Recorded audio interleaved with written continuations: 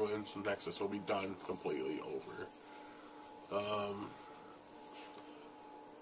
Which is sad because the whole split above Nexus and everything, they had a good thing with Nexus. They really did. It's too bad they dropped the ball. We're going to drop the ball on that. Next match, I think this should be left for the main, but not really. Only because it's Undertaker. I always think he should be in the main at WrestleMania because the streak is more prestigious than the titles, to me at least, anyways. But this year, with it being against Triple H in a street fight, I don't think it should be the main. So it goes now, next. Taker's Triple H street fight. Why is it a street fight? Because neither one of these two can work.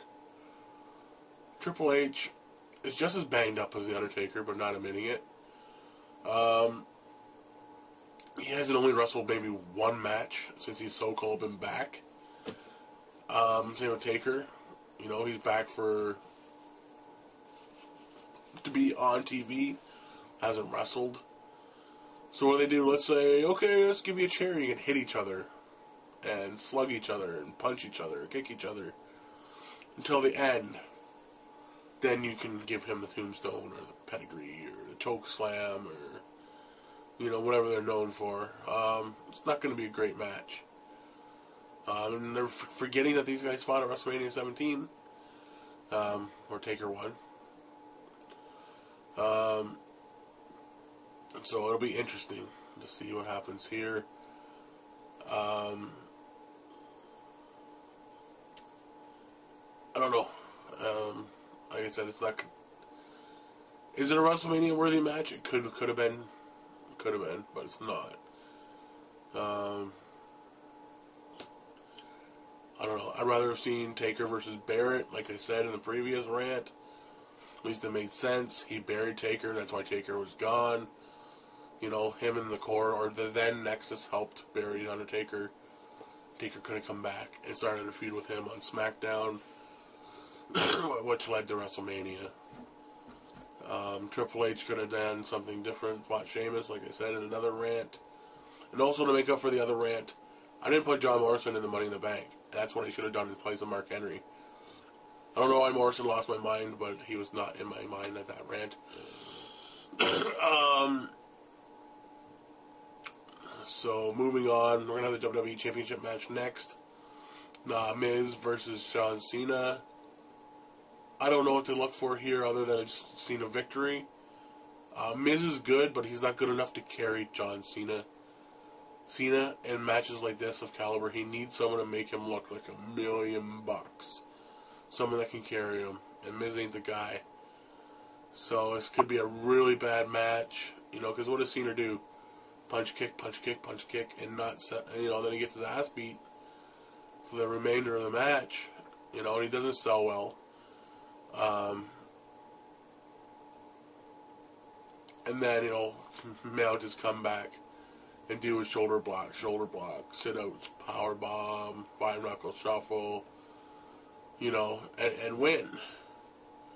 Until he gets to that point, it's not, I don't know what to think. You know, there'll probably be a lot of Irish whips, clotheslines, maybe some outside action. I don't know what to expect from The Rock. Is The Rock going to get involved? Will he tease it? Will he actually help either one of them win? I'd like to see him help Miz win, but indirectly. You know, like maybe make an appearance at the top of the ramp or come down and Cena will get distracted and the Miz will win. I love to see the Miz leave WrestleMania as champion. He deserves it. A lot of people aren't over with him because he doesn't look the part. He's not 6'4" and 260, you know, but he's just like Cena. He's good at what he does. I just watched Cena Experience. Like I said, I'm not a fan of his wrestling, but he's the champ because of what he does. Charities, television appearances, grand marshalling parades, doing everything, putting his face everywhere. Well, The Miz is doing the same. Maybe not the same way, but The Miz is everywhere. And you know what? And sometimes it pays to be hated just as much as it pays to be loved.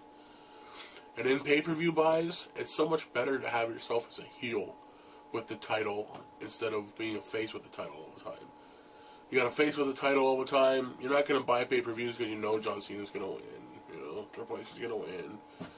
Orton's going to win. But if you got the face, if you got a heel, you're buying that pay-per-view because you hate that guy. You want to see him lose, so you're buying that pay-per-view.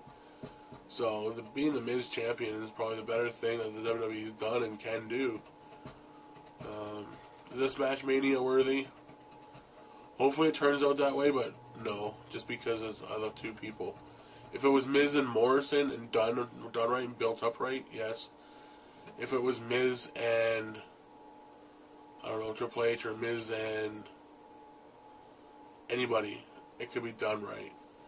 I'm not saying it couldn't be done right with Cena, but it hasn't been because the Miz has been on the back burner.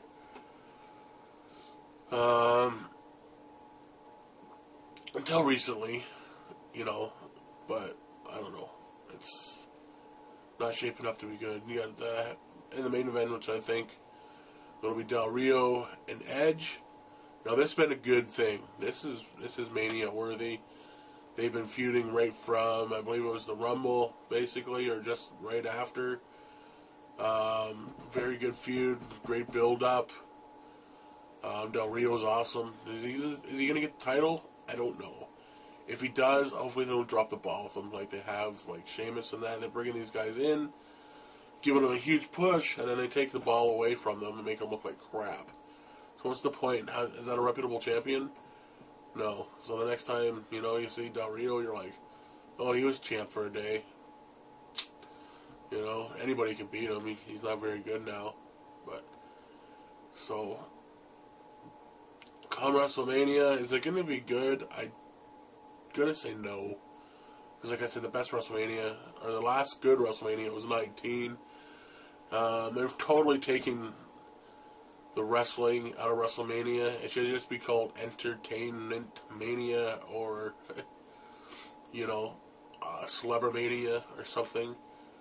Because it becomes so much more of a show than it has been wrestling. And it's always been that way, yes, I know. But you can't say that. Look at WrestleMania 3, you know.